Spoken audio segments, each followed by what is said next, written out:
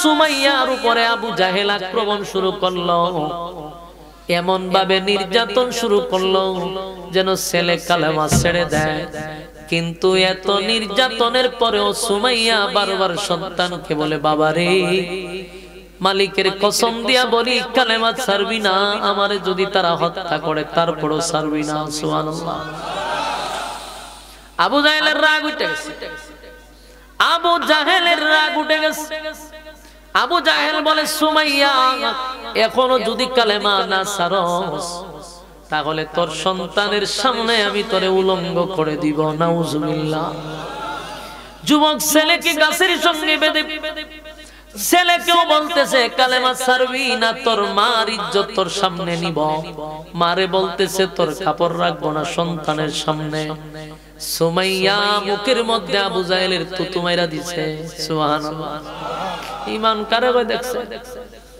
আমরা তো বয়ে তরতর করে কাপলাম। সুমাইয়া থু মাইরা কয়, তুই আমার জীবনও যদি নিয়ে নেস তাও তো কালেমা ছাড়তাম না। আমার ইজ্জত নিয়ে গেলে ইজ্জত পাবো, কিন্তু ঈমান গেলে ঈমান পাবো না। আর আরব দেশের একটা সিস্টেম হলো তুতু মারলে রাগ ওঠে বেশি। আরব দেশের সিস্টেম হলো যদি আপনি তুতু দেন তাহলে মেজাজ গরম করে নিব। এরা কিন্তু আরো রাগ ওঠে।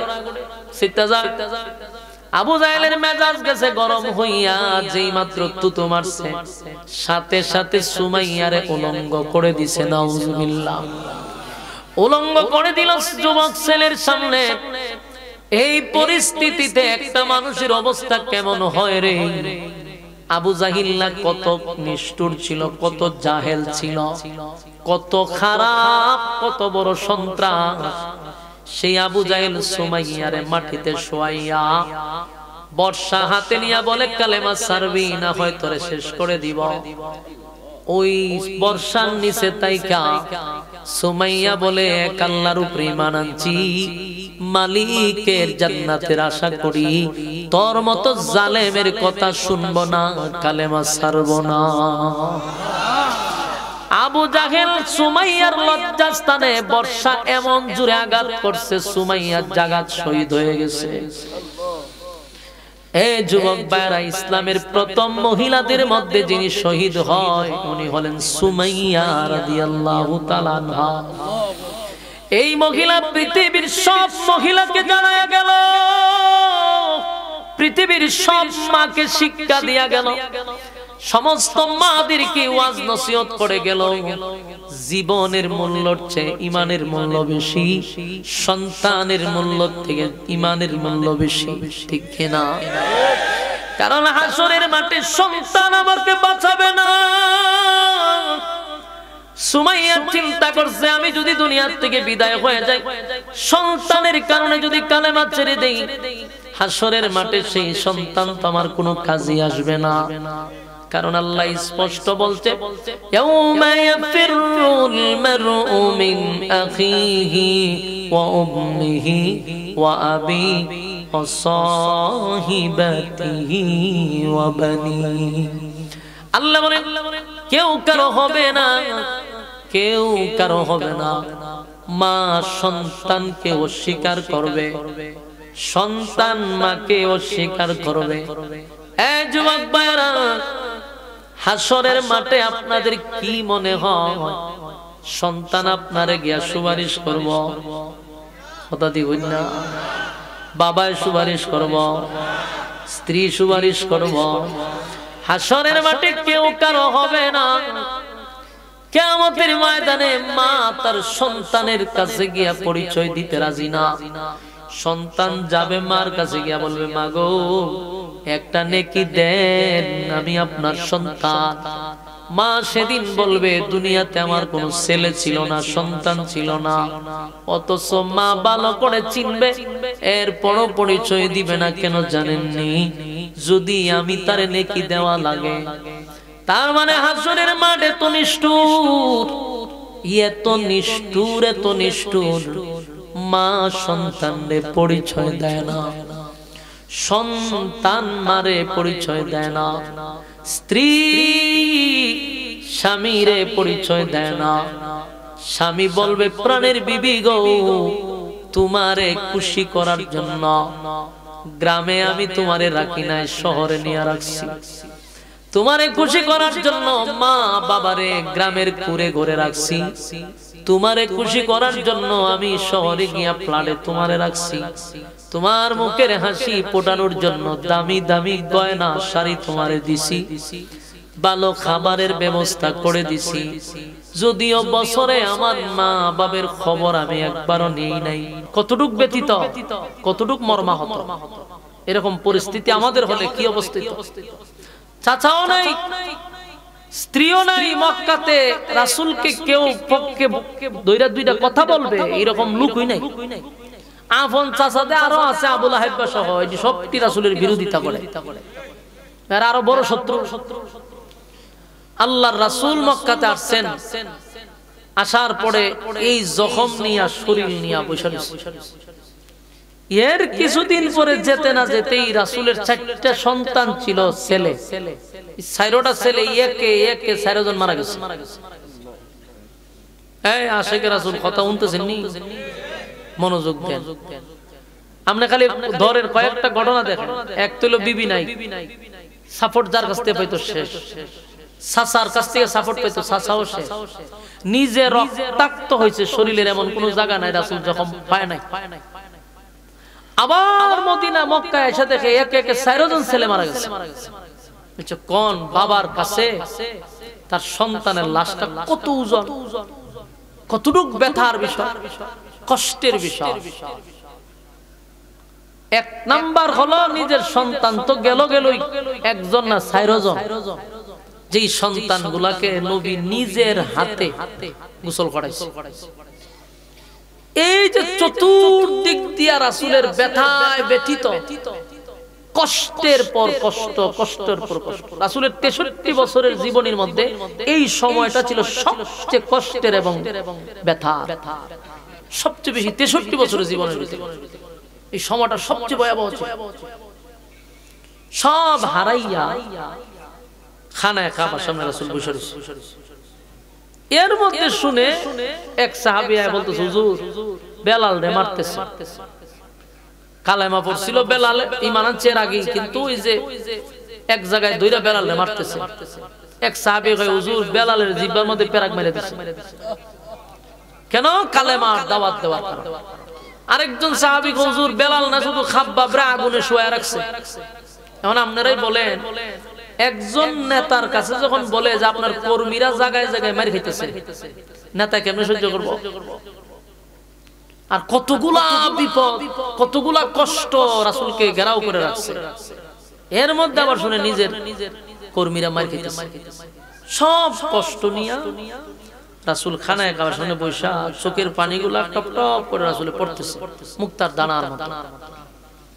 এই কান্নার মাঝখান দিয়ে রাসূল টপ টপ করে কাঁদতেছে, যে চোখ দিয়ে শুধু পানি পড়তেছে। একটা পর্যায়ে কান্নার মাঝখান দিয়ে রাসূল তন্দ্রা চলে আসে। তন্দ্রা বুঝুন, উঙ্গানো, এই রমজে করে এটা তন্দ্রা। রাসূলের তন্দ্রা চলে আসে। এই তন্দ্রার মধ্যেই রাসূল আবার মুস্কি হাসি দিছে। আপনার এলাকাতে সুবহানাল্লাহ আসেনি না? সিনজি যাইতে যাইতে সব শেষ।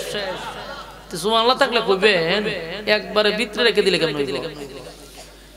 রাসূল আরবি সাল্লাল্লাহু আলাইহি সাল্লাম এতটুক কষ্ট, চোখ দিয়ে পানিও পড়তেছে, আবার মুস্কি হাসি দিছে। তাহলে কেন? উল্লেখযোগ্য কারণ আছে। এত কষ্টের মধ্যে রাসূল হাসি দিল কেন? একজন সাহাবী কাছে ছিল, হুজুর আপনি এত কষ্টের মধ্যে চোখ দিয়ে পানি পড়তেছে, আবার আপনি মুস্কি হাসি দিলেন, কারণটা কি? আল্লাহ রাসূল মুস্কি হাসি দিয়া কয় যে, সাহাবী শোনো, এই মুহূর্তে আমার কাছে একটা সূরা নাজিল হচ্ছে। সূরাটার নাম হলো সূরা কাউসার। তো এতক্ষণের আলোচনা নাজিল হওয়ার কারণটা তো আমরা জানছি, কথা কই না? সূরাটা নাজিল হইছে। এখন আসুন, নাজিল যে হইছে একমাত্র রাসূলকে খুশি করার জন্য। খুশি কেন করছে এটা তো বুঝতে পারছেন? আমার কথা আপনারা আগে বুঝা আর পরে ওয়াজ শুনবেন। খুশিটা কেন করছে এটা আপনারা বুঝতে পারছেন? এতগুলা কষ্ট রাসূল ঘেরাও করে আছে, ঠিক এই মুহূর্তে আল্লাহ খুশি করছে।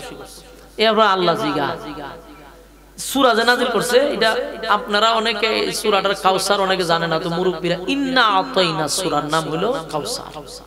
আল্লাহ নাযিল করে বলেন ইন্না আতাইনাকাল কাউসার ফাসাল্লি লিরাব্বিকা ওয়ানহার ইন্না শানিআকা হুয়াল আবতার।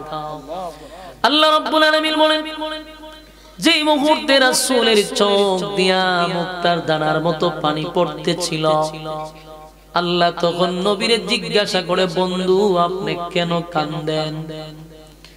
বলুন তো দেখি নবী কেন কাঁদে? আমার আল্লাহ জানেনি?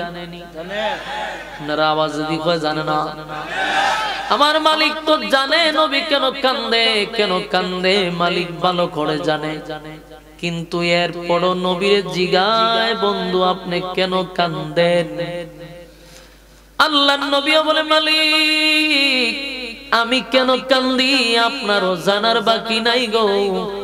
এরপরও কেন আপনি আমারে জিজ্ঞাসা করেন? আপনি তো জানেন আমি কেন কান্দি।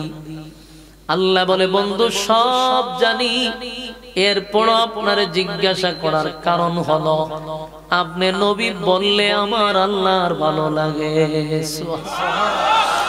আমি আপনার জবান দিয়ে শুনতে চাই, আপনি বললে ভালো লাগে, তাই আপনাকে আমি অর্ডার দিলাম। নবী কান্দে আর বলে, মালিক আমার কান্নার কারণ, আমি যেই কারণে কান্দি, আমি তায়েফের ময়দানে মার খেয়েছি জন্য কান্দি না। কারণ আপনি আমারে নবুয়ত দান করলেন, আমার জন্মের আগে থেকে এখানে তিন দল তাদের ধর্ম প্রচার করে। ইহুদিরা তারা দাওয়াত দেয় দুই খোদা, খ্রিস্টানরা দাওয়াত দেয় তিন খোদা, মূর্তি পূজারীদের তো খোদার কোনো অভাব নাই, তারা যা সামনে পায় তাই খোদা মাইনা নেয়। তারা আমার জন্মের আগ থেকে কালেমার দাওয়াত আমি দিতেছি, অথচ তারা আমার জন্মের আগ থেকে তারা তাদের ধর্ম প্রচার করতেছিল।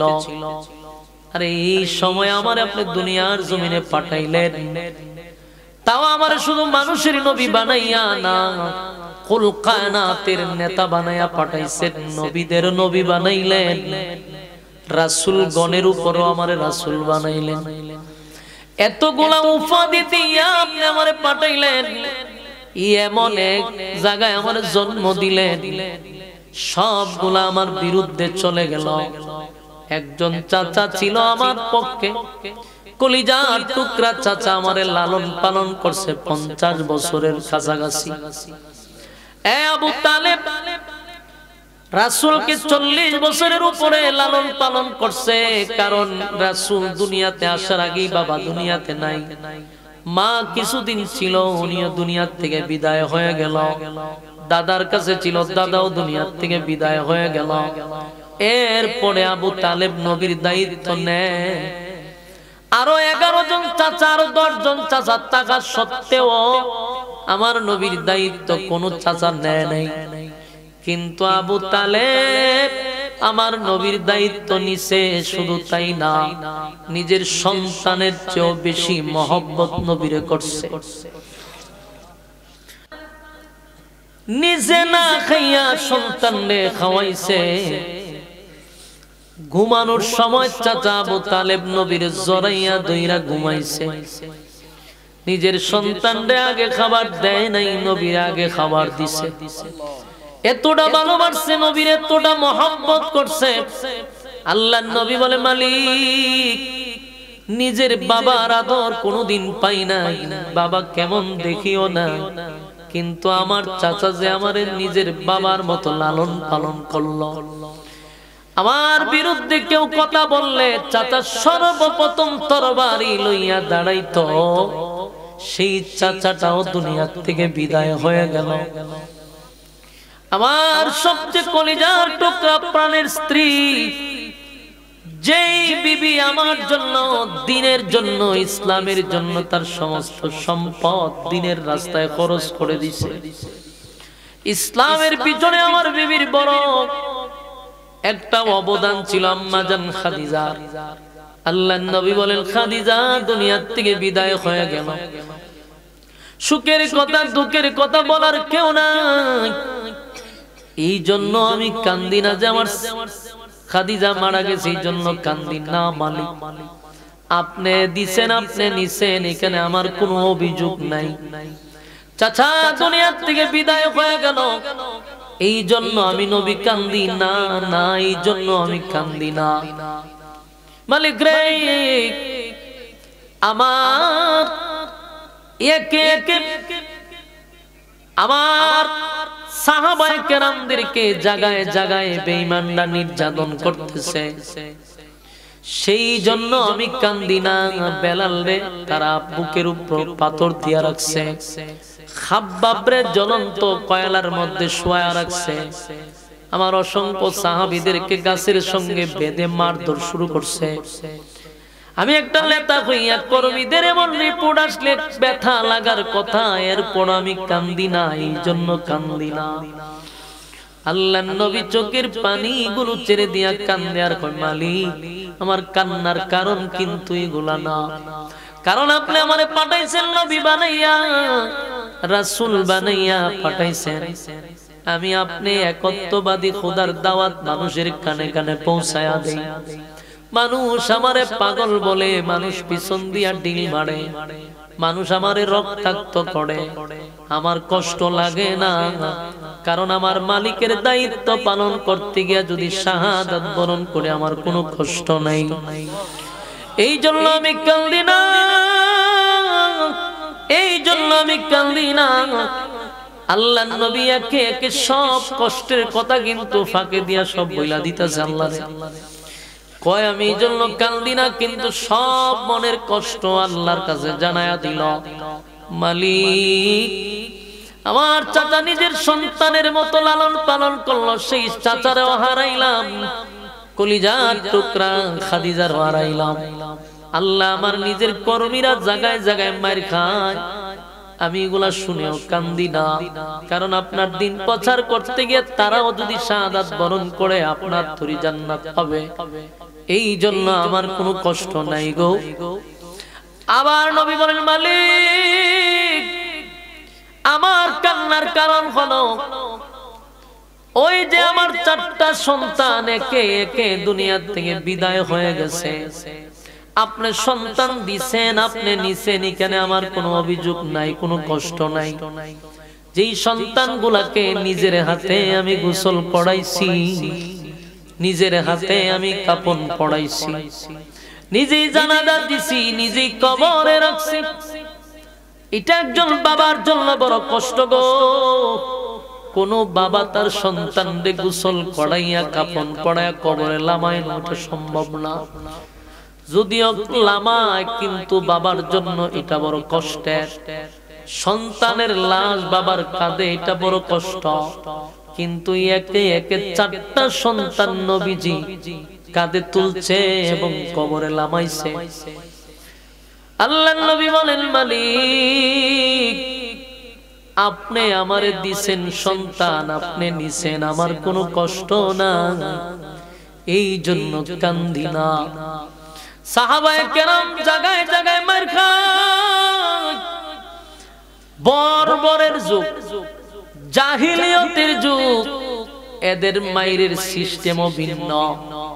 কোন কোন সাহাবীদের এক পা এক গুড়ার সাথে বাঁধছে, আরেক পা আরেক গুড়ার সঙ্গে বাইধা দিছে, দুই গুড়া দুই দিকে ছেড়ে দিছে, মাঝখান দিয়া শরীর দুই দিকে নিয়ে গেছে। চিন্তা করেন কত বর্বর, কত নির্মম ভাবে তাদের উপরে নির্যাতন।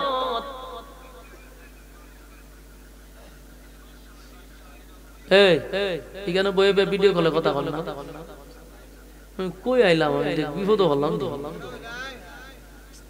লাইভে কথা কইতে কইলে হেরা দেখুক না, অসুবিধা, আমরা কথা বল ওয়াজ দে, মনোযোগটা লড়াই দেয়। পাশাপাশি কোনো কথা কইেন না ভাই, একটা মনোযোগ দেওয়া শুনেন, আনাইলে কথা এলোমেলো হইল। শ্রোতা যখন এলোমেলো তাহে বক্তার কথা জীবনে গুছালো হইতো। আল্লাহর রাস্তে একটু মনোযোগ দেন, কথা অগুছালো হয়ে যাবে। আমার কথাগুলো মনোযোগ দিয়ে শুনতেছেন? শুধু সূরাটা কেন নাজিল হলো এটা আপনাদেরকে আমি বুঝাইতে চাই। কেন আল্লাহ সান্ত্বনা দিল, কতটুকু কষ্ট পাইলে নবীর আল্লাহ খুশি করছে। একে একে ধরুন কতগুলা মুসিবত নবীর উপর দিয়া, 4টা সন্তান দুনিয়া থেকে বিদায় হয়ে গেল। নবীর সাহাবীরা কত নির্মম ভাবে তাদের উপরে নির্যাতনের স্টিম রোলার চাপানো হইতেছে। হায় হায়, জায়গায় জায়গায় শুধু সাহাবায়ে কেরামদেরকে নির্যাতন করে। আমরা তো শুধু বেলালের ঘটনা শুনছি, খাব্বাবের ঘটনা শুনছি, এরপরেও বহু সাহাবীরা এর শিকার করুণ অবস্থা হইছে। কত সাহাবীদেরকে শুলিতে ঝুলায়া মারছে, কত সাহাবীদেরকে গরম তৈলের মধ্যে ছেড়ে দিছে, হাড্ডি মাংস আলাদা হয়ে গেছে। এত নির্যাতনের পরেও বলুন তারা কি ঈমান ছাড়ছে? কথা হয় না, ঈমান ছাড়ে না। এত কষ্টের পরও ঈমান ছাড়ে না, ঈমান ছাড়ছে না। আবু জাহিল্লা একবার সুমাইয়ার রাস্তায় আটকাইছে, তার ছেলেরে আটকাইলো। আবু জাহিল্লা কয়, সুমাইয়া শুনছি তুমি নাকি কালেমা পড়ছো, একত্ববাদী খোদার উপরে ঈমান আনছো? বলে হ। আবু জাহেল তার ছেলে আর মা দুইজনকে 2 গাছের সঙ্গে বেঁধে দিছে। মা এবং সন্তানদের 2 গাছে বাইদা আবু জাহেল মাঝখানে দাঁড়ায় বলে, সুমাইয়া, বাপ দাদার ধর্ম ছাইরা মুহাম্মদের ধর্ম গ্রহণ করছ, এটা তো আমরা হতে দিব না। তোমারে আর তোমার ছেলেরে বাচ্চি ভালো কইরা এখন তোমাদের উপর আক্রমণ করব। এখনো সময় আছে, কালেমা ছেড়ে দাও। ওয়াদা দিলাম তোমাদেরকে আমরা ছেড়ে দিব। একবার বলো মুহাম্মদের ধর্ম মানি না, ছেড়ে দিব। সুমাইয়া রাদিয়াল্লাহু তাআলা আনহা মহিলা মানুষ, বললে আবু জাহেল শুন, ঈমান আনছি, ঈমান আনছি আল্লাহর উপরে, ঈমান আনছি তার নবীর উপরে, ঈমান আনছি আসমানি কিতাবের উপরে। এটা তো ছেড়ে দেওয়া সম্ভব না। দুনিয়া ছেড়ে দিতে রাজি, ঈমান আমি ছাড়তে রাজি না। আবু জাহেল আরো কঠোর হয়ে গেছে, এর মেজাজ আরো গরম হয়ে গেছে। আবু জাহেল তার সন্তানদের গাছের সঙ্গে বাইদা মার সামনে নির্যাতন শুরু করছে। চিন্তা করলো মার মনে তো সন্তানের প্রতি মায়া হয়, তাই এই পরিস্থিতি দেখে মা হয়তো বা কালেমা ছেড়ে দিব। তাই সন্তানরে এত বেতের আঘাত করতে লাগলো, রক্তাক্ত শুরু করে দিল। মার সামনেই ছেলের রক্তাক্ত করলো। কিন্তু কেমন মা রে, সুমাইয়া কেমন মা ছিল। সুমাইয়া বলে, বাবারে, আমি তোর মা বলছি, তোর সামনে যদি আমারও মারা হয়, সাবধান বাবা, কালেমা ছাড়বি না। সুবহানাল্লাহ, বাড়ি দিয়া বলে। মা সন্তানরে বলতে যে জীবন যদি চলে যায়, সাবধান, কালেমা ছাড়বি না, কালেমা ছাড়বি না। এই দুনিয়া ক্ষণস্থায়ী, কিছু সময়ের জন্য নির্যাতন সহ্য কর। যদি ঈমান লইয়া কবরে যেতে পারস তাহলে চিরস্থায়ী। কিন্তু তোমারে খুশি রাখছি, আজকে হাসরের মাঠে আসছি একটা নেকির জন্য। আমি বড় মুসিবতে পড়ছি, প্রাণের বিবি, একটা নেকি কি আমারে দেওয়া যায়? কি মনে হয় দিব? কথা হয় না? দিয়েন, ভালো করে শাড়ি কিনা দিয়ে, ভালো করে গয়না কিনা দিয়েন, অসুবিধা নাই। দিতেন, এটা আমি ডাইরেক্ট নিষেধ করি না। আপনার স্বামী হিসাবে বউরে যত্ন দেওয়ার দিবেন, কিন্তু মা বাবারে মাইনাস কইরা না। কথা হয় না? দিলেন বলতে বউরে, মা বাবারে মাইনাস করে দেওয়ার কথা বলি না। আপনি বউরে রাখলেন শহরে ফ্ল্যাটে, আর মা বাপরে রাখলেন কুরের ঘরে। একবারও খবরও নিলেন না কি খাইলো, কি পড়লো। কিন্তু বউয়ের বাপের বাড়ির সবার খবর নেন। এরকম ইনসাফের কথা বলি নাই। কিন্তু আপনি যদি এইভাবে করতেই থাকেন, কিন্তু আপনার ভবিষ্যৎবাণী দিয়া যায়, কারণ এই বিবি আপনার 4 পয়সার কোনো কাজে আসবে না। 4 পয়সার কোনো কাজে আপনার আসবে না। বিবি হাসরের মাঠে কি বলবে জানে? কইব দুনিয়াতে আমার বিয়ে হইছে না। নাউজুবিল্লাহ। চিনবো ভালো করে, বিবি তার স্বামীরে ভালো করে চিনবো। চিনার পরেও বলবে দুনিয়াতে আমি বিয়েই করছি না। তার মানে হলো কেনই কথা বলবে? যদি নেকি দেওয়ান লাগে, নেকির বয়ে স্বামীর অস্বীকার করবে। তাই সন্তানের জন্য তো ঈমান হারা করা যায় না। এই জন্যই সন্তানের জন্য ঈমান হারা করা যাবে না। সন্তান তো মরার পরে 4 পয়সার কোনো কাজে আসবে না। যদি সন্তান নেককার হয় তাহলে কাজে আসবে। সন্তান যদি নেককার না বানাইয়া দুনিয়ায় রেখে যান, মরার পরেও আপনার কবরে আগাম কুগামের একটা অংশ আল্লাহ বুঝাই দিব ঠিক মতো, টাইম মতো আপনার কবরে চলে যাবে। শয়তান আপনার ছেলেরে যখন ধরছে তখন জেনা করাইবো, ওই জেনার একটা গুনাহ আপনার কবরে নিয়ে ঢুকাইবো। সন্তান যদি চুরি ডাকাতি করে, বদমাশি করে, সব একটা অংশ আপনার কপালে যাইব। আপনি আমার কবরে যাইতো কেন? কারণ সন্তানকে সুশিক্ষায় আপনি শিক্ষিত করতে পারেন নাই, সন্তানকে দিনের বুঝ দিতে পারেন নাই, দিন শিখাইতে পারেন নাই, সন্তানকে আপনি গড়ে তুলতে পারেন নাই। এই জন্য দায় আপনিও। এখন যে শয়তান সন্তানগুলি মাঝে মধ্যে পথভ্রষ্ট হয়, গাঁজা খায়, ইউরুনচি খায়, ইয়াবা খায়, ডিম খায়, কত ডাইল খায়, এর পিছনে বাবার আছে নিষ্পাপ। বিষয়টা কিন্তু এরকম না। আমি কই ওয়াজ করি, এটা গুরুস্থান নিতে মুর্দার সামনে বই ওয়াজ করি, সব মুর্দা লইয়া বসি। আল্লাহ জানে না খবরবাসী লেখছে, আল্লাহ জানে মানুষ না জিন্নাত। আমি তো ভয় পাইতেছি, এতগুলা মানুষ এটার গুতা দিলেও কথা হয় না। ঘটনা কি এমনি মন মানসিকতা আমার নষ্ট কতই আইতেছে না। আবার আপনারা খুব বইয়া রয়েছেন একেবারে মুহুক বাইন্দা। তা আমি যে কইতেছি আমার কথা যে বুঝতেছেন, আমি বুঝতাম কেমনে? আপনারা আওয়াজ করলে বুঝি যে কথা রিসি বেশি, আর যখন চুপ থাকেন আমি বুঝি আমার কথা বুঝছে না, তখন আমার ভিতরে একটা সন্দেহ লেগে যায়, তখন কথার একটা কোয়ার মতো আগ্রহ থাকে না। মাঝে মাঝে একটু হা হু কইেন। আমি না প্রথমে বলছি আপনারা তো খাইয়া বলছেন ভাই শক্তি আছে, আমার ভেডের কিতা মাথা নষ্ট হয়েছে। এর মধ্যে ওই কমিটি বেটা খুব আচ্ছা লাগে, জানি যেমনি আওয়াজ দিয়ে এমনি চলাই। এখানে মেজাজ আরো গরম হয়েছে। বেটা কমিটি দাওয়াত দিছে, আর কত তুইব, আমি ওয়াজ চলতেছে, অসুবিধা নেই। মাইকের বিষয়, মাইক খারাপ তো আমি বলি। অনেক সময় অপারেটররা অনেক কাজ বুঝে না, এরারে কইলে এরা করে তেরামি। আর বহু মাইক কলারের সাইজ করার লাগে আমি সিস্টেমও করছি, সাইজ মাঝে মাঝে করা দরকার। যে কাজ পারস না এই কাজ দরজ করে তুল। মাইক যারা ব্যবসা করে এদের বদনামটা কিন্তু মাইক কলার না, এটা হলো অপারেটর। আমি যে ওয়াজ করতে যাই আমার কিন্তু শ্বাস টানে, তখন আপনি কথাটা কেমনে কইতেন? একটা আছে আপনার কথা বলতেছেন, আওয়াজটা আমার দিকে এইভাবে আসতেছে, এটা এইভাবে যায় না, তখন যতই চিল্লান আপনি ক্লান্ত হবেন না। কোন মাইকে যদি সাউন্ড টাইম না বিতরে নেয়, তখন আধা ঘন্টা ওয়াজ করলে বোঝা যায় মাটি খাটা হইতেছে। এই জন্যই আমি সেটি যে আরে ভাই শ্বাস টান তো কেটে। আমার তো কমিটি তোরে বক্স দিছে, দুইটা বক্স, দুইটা মনিটর আনছে, তোরে তো জিনিসপত্র দিছে, তুই কেন আনলি আমার এটা দে।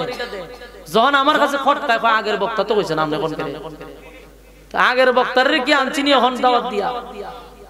আমি তো মাহফিল রাখার সময় 50 বার বইলা দিই যে আমার নেতা যত মাইক করতে গানবি, ওই বয়ান রাখবার আগে মাইক হতো আমি জিগাই, আমি ওই বক্তা। তা আগের বক্তা কি বয়ান রাখার সময় জিগা যে মাইক করতে আনবে? আমারও আগের বক্তার সাথে কম্পেয়ার করতেছে যে এই বক্তা তো হইল না।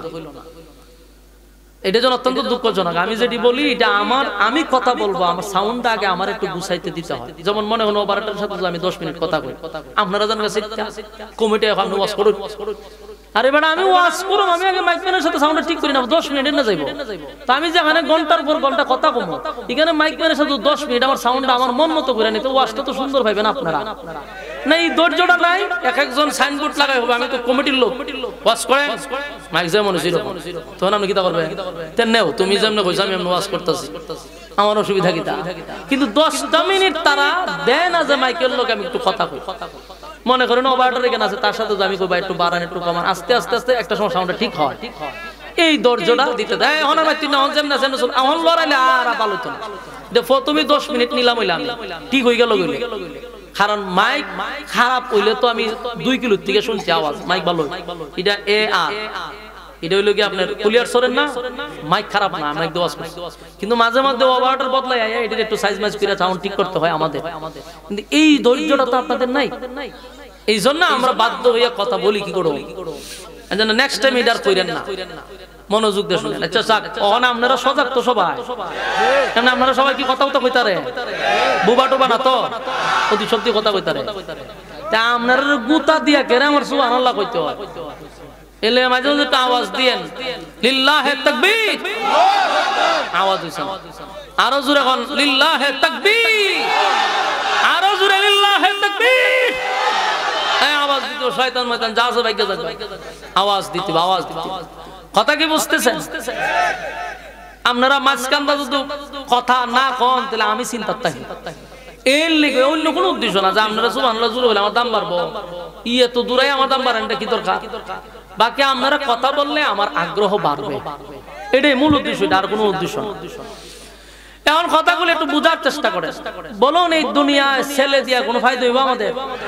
কখন ফায়দা হবে? ছেলেটাকে যদি আমি নেককার বানাইতে পারি, ছেলেটাকে যদি আমি দ্বীনের শিক্ষায় শিক্ষিত করতে পারি, তখন এই ছেলে যদি আলেম হয়, হাফেজ হয়, হক্কানি হয়, তখন এই ছেলে আবার যতগুলা ছেলেরা হাফেজ বানাবে, আলেম বানাবে, তার বংশ পরম্পরায় একবার যতগুলা সওয়াব আছে, ইটার আবার একটা সওয়াবের অ্যাকাউন্ট আমরা খবর আছে। গুনাহ যেমন যাইব, নেকিও যাইব। এজন্য সন্তানগুলাকে নেককার বানানো দরকার। ওই যে ইরুনচি ইয়াবা টেবাজে খায়, এটা কি খালি মনে হয় ছেলেরই দোষ? একটা সময় আমরা যারা এখান হুজুর ফুলাটা করে মারাত্মক বেত্তমিজ যে ফুংডুই গেছে, জিগায় কেরে হয় হুজুর হেতো কিতা খায়, তখন আমি কইতে যে খায়, এটা কি একদিনে খাই নিছে, এটা শিখতে তোর অনেক সময় লাগছে, আর এটি যে কই পাওয়া যায় এটা তো আমিও জানি না। আমার যদি কেবল হুজুর একটু ইয়াবা কোন, আমি তো আইসো পর্যন্ত কইতাম না যে এটি ফাই কই কোথার থেকে, মানে নলেজ আমার নাই, ধারণা নাই, তুই হে কেমনে জাত গেল, দেখি এমনি এমনি গেছে গা না, এ বহু লাইন গার্ড করে করতে করতে করতে করতে এবার ইয়াবার কাছে গেছে। আর এর জন্য দায়ী হলো মা এবং বাবা। মানে যতই আমারে বুঝান আমি বলবো আপনি কেন আপনার ছেলে ঘর থেকে বাইরেছে, এজারাই তো 10টার পরে ঘর আইছে, আপনারা জিজ্ঞান না কেন যে তুই 10টার সময় কেন আইলি, তুই কি চাকরি করস বলে না, ব্যবসা করস বলে না, তাহলে তো 10টার পরে আবার দরকার কি, তুই এত সময় কোথায় ছিল? এইগুলা তো আপনারা তদারকি করেন না, কারণ সঙ্গী গুণে লোহা জলে বাসে, আমরা একটা গ্রাম্য প্রবাদ। যতগুলা ছেলে নষ্ট হয় সব বন্ধুর কারণে নষ্ট হয়। সঙ্গী যদি ভালো হয় তাহলে সেও ভালো হবে। মানে এর বন্ধুইটা খায় সিগারেট, এ কি মনে করেন আমরা আপেল খাইব? এর বন্ধু তো খায় সিগারেট, ওই সাথে বাজে কেন যাইব? কথা ঠিক হবে, এ কইব যে এত বড়টা কোন নাই ডাংলো, আর সিগারেট খাওয়া শিখা কেমনে? এটা কি বাপে ছেলেরা খাওয়ানো শিখা? এটা খাওয়াই বন্ধু, দুস্ত একটা টান দে, এখন না আমি খাইতে না, আরে একটা টান দে, দেখোস না কেন? এ জোর করে আর একা খাওয়ানি শিখায়। এইভাবে শুরু হয় কিশোর গ্যাং। এক বয়সের লাভান লেখা নাই পড়া নাই, এটি করে কিশোর গ্যাংয়ের সাথে জড়িত, এরপরে ইয়াবার সাথে জড়িত, এরপরে এই ইয়াবা এবং ট্যাবলেট খাইয়া জড়িত হওয়ার পর অশান্তিটা কেন বুক করে? মার বাপ গড়াইয়া মারামারি করে টেকার লাগিয়া গড় ইডায়, ইডা সিরে হেঁটে আমার টেকা দোকানে, এত নেশা ধরছে। এর জন্য দায়ী হলো মা বাবা, কারণ শিক্ষায় শিক্ষিত করতে পারেন নাই, দিনদার বানাইতে পারেন নাই, আপনি ব্যর্থ বাবা। আপনি দুনিয়াতে যেমন ব্যর্থ, পরকালও ব্যর্থ হবে। আপনার বুকের উপর পাড়া দিয়া সে জাহান্নামে যাবে। আমরা তখন বেত্তুমিজ হয়েছে, হে আল্লাহর কাছে আল্লাহ বেত্তুমিজ বানাইছে আমার বাপে, আমার বাপে যদি আমার এই সময় একটু ঠান্ডা ধরতো তাহলে আমি এতটা খারাপ হই না। এই জন্য প্রতিটা ছেলে রাতের 9টা 8টার ভিতরে কইতে হেতুকায় বের করবে, মিশতে দিবেন কম। আমি এখনো বলছি যাদের ছেলে পেলে এখন আছে, এখনো ভালো করার দায়িত্ব আপনাদের, নাহলে এই জ্বালা বুক করবেন মরার আগ পর্যন্ত। কিন্তু মারাত্মক জিনিস। ওই আয়া চেয়ারম্যানে কইছে যে মাদক বন্ধ করো, এই ধরনের লেকচার এটা শুনতে আমরা মজা লাগে। এরার ইতা লেকচারের মাত্র হলে আমরা মেজাজ করা, এরা এটা হাজার করার সুযোগ দেয়, এরকম মাদক মুক্ত চাই, তুই মাদক চালান করো, আর জনগণের সামনে এখন মাদক মুক্ত চাই। এই 16 বছরই দরবার করছে এরা, এই নাটক 16 বছর করছে। ইটের ফিটের সামরা তুলে নেবেন বাইরে, বদমাইশের দল সাপ্লাই করস তোরা, আর জনগণের সামনে দূর করতে হবে। আগে মাহফিলে আমরা ওয়াজ করতাম, তো প্রশাসনের লোক আইতো, আইয়া একটু মাইকটা লইতো, হয়তো এই থানা আমরা মাদক মুক্ত করব, এই থানাকে আমরা ট্যাবলেট মুক্ত করব। অথচ এই ট্যাবলেট এরার কাছে কমিশন দিয়ে বাইর করে, রাত্রে এরা কমিশন খাইয়া এই ট্যাবলেট সুযোগ দেয় পাচার করা, আর এরা দিনের বেলা রাত্রে বেলা আমাদের সামনে মাদক মুক্ত করতে হবে। তিডিরে ফিডের সামরা তুলবেন বাইরিয়া, তোরা যদি বর্ডার দিয়ে ফাঁসান না করস, এটা আয় করতে এটি তো গোবর দা বানায়, দাদা বানায় গোবর মিশ্রিত করে বাঙালিরে খাওয়ায়, আর ফাঁসার খরচ তোরা সুযোগ করে দেস, তোরা পাবলিকের সামনে মাদক মুক্ত করতে হবে। মাতলামি আর ইত্রামি ছাড়া কিছু না, মানে ইডিয়ত তো খা, ইডিও মাদকের সাথে জড়িত, সব টিনা সাগর, সব পাগলের মেলা বাংলাদেশে, ঠিক নেই? সব পাগল ছাগল লইয়া পড়ছি আমরা এই দেশটার মধ্যে। এই আহাম করে হেউ গায়ে কয় তোমরা খাইও না, এই নাটক বন্ধ। আপনার ছেলে দায়িত্ব, আপনার সন্তানের দায়িত্ব কি আমার না? আপনি বাচ্চা জন্ম দিয়েছেন, এটার আপনি নিয়ন্ত্রণে আনেন না কেন? এটি তো 12-15 বছর আর পারছেন না, এরপরে আপনারে উল্টে দৌড়াইবে, এত মাথা নষ্ট। এই জন্য এখনো ভাই হাতে পায়ে ধরে আপনার সন্তানকে আপনি নেশা মুক্ত করেন, লাগালের বাইরে যাইতে দিবেন না। এখন তো মানতেছে, একটা সময় আপনার কথা মানবে না, যতটুকু আপনার শক্তি খাপন করে নেবেন, দাফন করে ছেড়ে দিবেন। এই জন্য সন্তান দুনিয়া তো কোনো কাজে আসে না, যদি না হয় নেককার তাহলে দুনিয়া তো কাজে আসবে না। ছেলে যদি নেককার হয়, হাফেজ আলেম হয়, বলুন তো আমার একটা জবাব দেন, কোন মসজিদের ইমাম, কোন মসজিদের মুয়াজ্জিন, কোন আলেম তার মা বাবারে দূরে রাসূলে যায় পাইছেননি কোন? এরপরে টেকার লেগে গোড়াই আছে মাদ্রাসাতে একটা ছেলে যদি পড়েও বয়স তার কম, এরপরে তো গরু গিয়ে আপনার ইডাইতো না টেকার লেগে। আস্তে আস্তে তার পরিবেশের সাথে সে গইরা উঠছে, মাদ্রাসার পরিবেশ জান্নাতি পরিবেশ, সেখানে গিয়ে সে গইরা উঠছে। সে আপনাকে টাকার জন্য ঘরে গিয়ে ইটানো দিবে না, ঢিল দিবে না। এই জন্য সন্তানগুলারে মানুষ করার দরকার আছে না? যুবক ভাইরা কথাগুলি মনোযোগ দেন, এই যে এখন গুরুত্বপূর্ণ কথা এরার উপরে গিয়ে পড়ছে। ওই কিশোর গ্যাং, ওই পিছনে কিশোর গ্যাং, ওই এরার উপরে গিয়ে ওয়াজ করছে। এখন এরা এখন বইতো না, ওয়াজটা তো না, এখন এরাও ইটটা জায়গা কিতাব বুঝছেন আপনি, ওয়াজের অ্যাকশন কইতা যাইতেছে, এরার ওয়াজ করি এরাও ইটটা জায়গা। মনোযোগ দেন, ওয়াদা করেন যে আমি আমার সন্তানটাকে নেককার বানাবো, এই নিয়ত করেন, নিজে নামাজ পড়েন, ছেলেটারে লইয়া যান মসজিদের সাথে, প্র্যাকটিস করো। ওমা আমনিকে তাসবিহ লিয়া জপেন আর ফুলায় মধ্যে আকাম করে, তাহলে তাসবিহ পড়ার লাভ হইব কিতা? আপনি নিজে 5 ওয়াক্ত নামাজ পড়েন, ফুলায় আকাম কুকাম করে। এই ইবাদতের 4 পয়সার কোনো দাম আল্লাহর কাছে নাই। আল্লাহ বলেন, ইয়া আইয়ুহাল্লাযীনা আমানু কু আনফুসাকুম ওয়া আহলিকুম নারা। আল্লাহ বলেন, হে ঈমানদারেরা, নিজে জাহান্নামের আগুন থেকে বাঁচো এবং তোমার পরিবার আহালকে জাহান্নামের আগুন থেকে বাঁচাও। আল্লাহ শুধু আপনাকে নিজে বাঁচার জন্য বলে নাই, বলছে তোমার আহালকে বাঁচাও, তার মানে তোমার সন্তান স্ত্রীকে বাঁচাও। নিজে জান্নাতে যেতে পারবেন না যদি সন্তান জাহান্নামী হয়। আমার যুবক ভাইয়েরা, তাই সন্তান দিয়া কোনো গ্যারান্টি নাই। সুমাইয়া কিন্তু 1500 বছর আগে ওই বর্ষার নিচে থাইকা বুঝতে পারছি সন্তান দিয়ে আমার কোনো ফায়দা হবে না। সুবহানাল্লাহ। সুমাইয়া আবু জাহেলের বর্ষার নিচে থাইকা বলে, আমার সন্তান কেন, আমার যদি বারবার তুই হত্যা করস, আমার সন্তান এরকম 1000টারে আমি জবাই করতে পারি দিনের জন্য, ইসলামের জন্য। সুবহানাল্লাহ।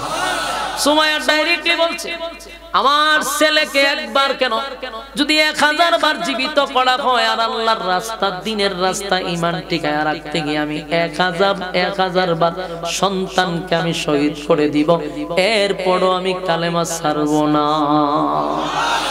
কারণ সন্তান কোনো কাজে আসবে না যদি নেককার না হয়, যুবক ভাইরা আমার, এরপরে সুমাইয়ারে হত্যা করলো ওই আবু জাহেল কালেমা পড়ার অপরাধে।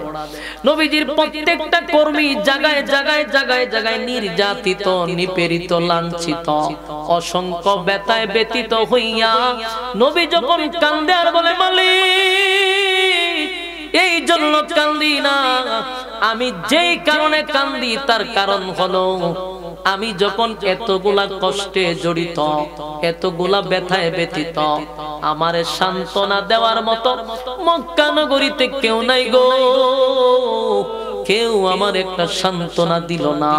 আমার চাচিমার চাচা মারা গেল, স্ত্রী মারা গেল, আমি রক্তাক্ত, আমার কর্মীরা মার খায়, আমার সন্তান মারা গেল, কেউ আমারে সান্ত্বনা দিল না। এটা আমার দুঃখ লাগে নাই, দুঃখ লাগে আমার আপন চাচি আবু লাহাবের বউ, নবীর আপন চাচি উম্মে জামিল। ওই মহিলা মানুষের কাছে গিয়া কয়, মুহাম্মদের দিন ধর্ম বেশি দিন জমিনে টিকবে না। আপনারা লাগে কি নাউজুবিল্লাহ আছে? থাকলে কয়েন মাঝে মধ্যে এই আবু জাহেলের আবু লাহাবের বউ নবীর বিরুদ্ধে গিয়া মানুষের কাছে কয়, মুহাম্মদের দিন ধর্ম বেশি দিন টিকবে না, মুহাম্মদ বেশি দিন জমিনে তার ধর্ম টিকায় রাখতে পারবে না, তার নাম নেওয়ার মতো জমিনে কেউ থাকবে না। এমন কি নবীরে গালি দেয়, আবে তার বলে, আবে তার বলে গালি দেয়। আবে তার শব্দের অর্থ হলো নির্বংশা, লেজ কাটা, এমন কি আটকোড়া। আমার নবীরে আটকোড়া বইলা গালি দেয়, আমার নবীরে নির্বংশা বইলা গালি দেয়। কারণ নবীর 4টা সন্তান দুনিয়া থেকে বিদায় হয়ে গেল রে। নবীর মনে তো এমনি কষ্টের কোনো সীমা নাই, আবার নবীর বিরুদ্ধে অপপ্রচার করে। দেখছো নি, মুহাম্মদের নাম নেওয়ার মতো কেউ থাকবে না, মুহাম্মদের নাম বলার মতো কেউ থাকবে না। কারণ ছেলে নাই, বংশকে দইরা রাখবো, ছেলে দিয়েই তো বংশ হয়, ছেলে নাই, মুহাম্মদের বংশ নাই। আল্লাহ নবী বলেন, মালিক সেই ব্যথায় ব্যতীত হই আমি কান্দি। আমার কান্নার কারণ হলো আমার নিজের চাচি কেমনে গো মানুষের কাছে আমার আটকুরা বইলা পরিচয় দেয়, আমার সন্তান নাই, আমি নির্বংশা কেমনে গালি দেয়। আল্লাহ আপনি সন্তান দিছেন, আপনি নিছেন, আমার চাচি আমার সান্ত্বনা না দিয়া মানুষের কাছে বলে আমার নাম নেওয়ার মতো কেউ থাকবে না, আমার নাম বলার মতো কেউ থাকবে না। সেই ব্যথায় ব্যতীত হইয়া আমি কান্দি। আল্লাহ তখন বলে, বন্ধু মক্কার কেউ আপনাকে সান্ত্বনা দেওয়া লাগবে না গো নবী, কেউ আপনাকে সান্ত্বনা দেওয়ার প্রয়োজন নাই, আমি আল্লাহ নিজেই আপনারে সান্ত্বনা দিলাম। তখন আল্লাহ বলেন, ইন্না আ'তাইনাকাল কাউসার। জোরে জোরে কোন সুবহান। আল্লাহ বলেন, বন্ধু নিশ্চয়ই আমি আপনাকে কাউসার দান করলাম। বন্ধু দেখেন, আল্লাহ বন্ধু হইয়া সান্ত্বনা দেয় বন্ধুরে। কেউ সান্ত্বনা না দিলে আল্লাহ নিজেই সান্ত্বনা দিতেছে, নবীরে খুশি করতেছে আর বলতেছে, বন্ধু মক্কার মানুষ আপনারে বলছে আপনার ছেলে নাই তাই বংশ থাকবে না, আপনার ছেলে নাই তাই আপনার বংশ ধরে রাখার মতো কেউ থাকবে না। কিন্তু আমি আল্লাহ আপনাকে জানায়া দেই, বন্ধু 4টা ছেলে আপনারে দিছিলাম, একে একে 4 জন সন্তানকে আমি নিয়ে গেলাম। কিন্তু এই যে আমি আপনার ছেলেগুলাকে নিয়া আপনার কলিজায় যে আঘাতটা দিলাম বন্ধু, আমি যে কষ্টটা আপনারে দিলাম, আপনার ছেলেগুলা জমিনে থাকলে আপনার ইজ্জত সম্মান ধরে রাখতো, আপনার নাম তারা ধরে রাখতো, বংশ বিস্তার হতো, এটাই তো কথা। তাই আপনাকে আমিও জানায়া দিলাম বন্ধু, ছেলে তো নিলাম মাত্র 60 জন, কিন্তু এর বিনিময়ে আমি আপনাকে দিলাম হাজার হাজার কোটি কোটি রূহানি সন্তান।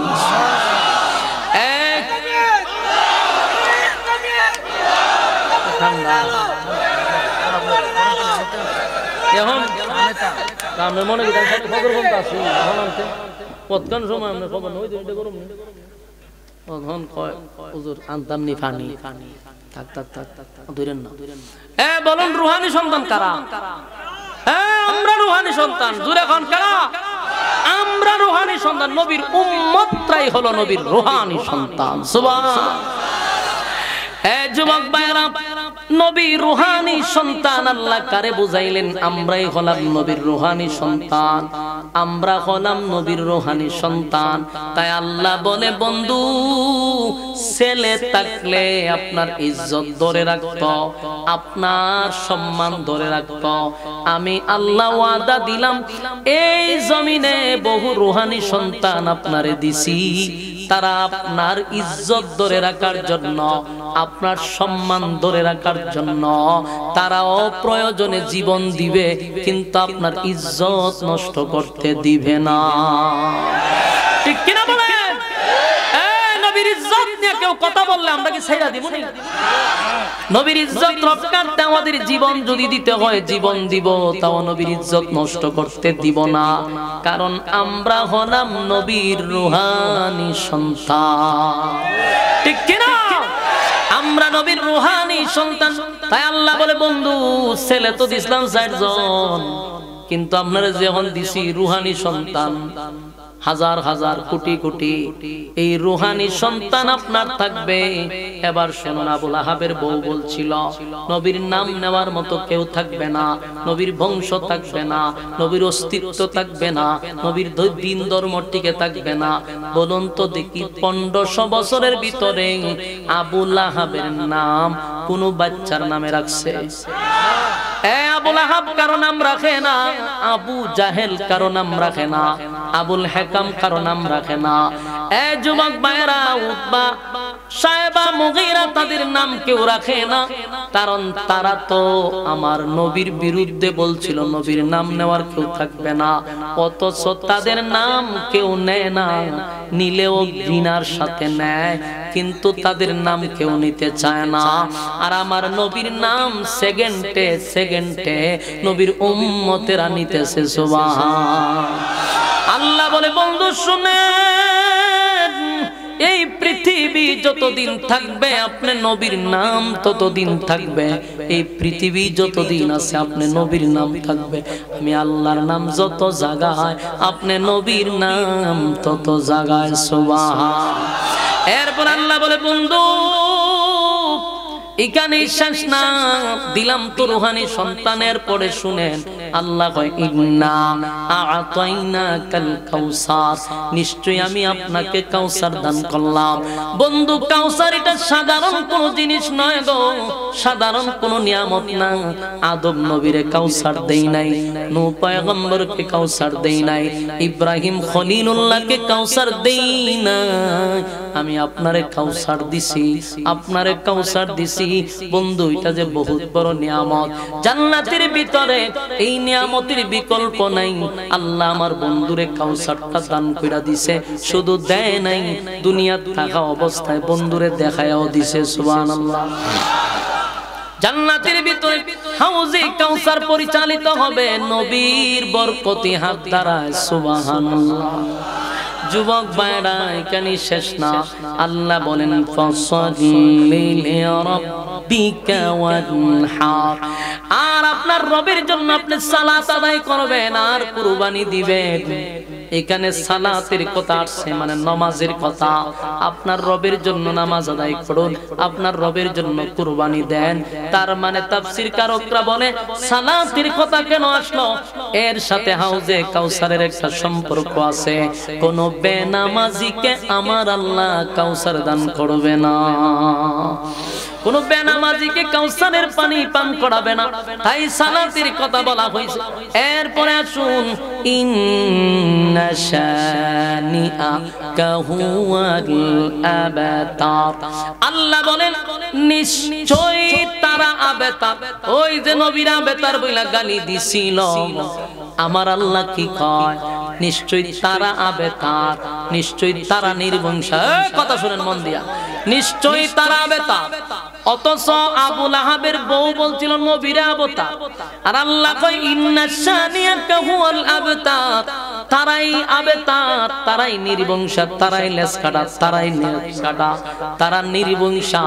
কারণ আমার নবীর নাম থাকবে কিয়ামত পর্যন্ত, আর এদের নাম নেওয়ার মতো কেউ থাকবে না। তাই তারা লেজ কাটা, তারা নির্বংশা। যুবক ভাইরা আমার, বলুন তো দেখি আমার নবীর নাম সেকেন্ডে সেকেন্ডে নেওয়া হয় কিনা? আপনি না নেন, আরেক জায়গায় নিতেছে। এই বাংলাদেশে সূর্য অস্ত যাওয়ার পরে, সূর্য উদয় হওয়ার পরে এর ভিতরে একটা সেকেন্ডও বন্ধ হয় না, নবীর নাম নেওয়া হচ্ছে। জুরে কোন ঠিক কিনা? আমার নবীর ইজ্জতের সম্মান আল্লাহ বাড়ায়া দিছে। সূরা কাউসার নাজিল করে বন্ধুরে বন্ধু খুশি করছে, বন্ধুরে বন্ধু আনন্দ দিছে। যত কষ্ট ছিল, যত বেদনা ছিল, আমার নবীর সব কষ্ট নিমিষেই আল্লাহ দূর করে দিছে। জুরে কোন সুবহান।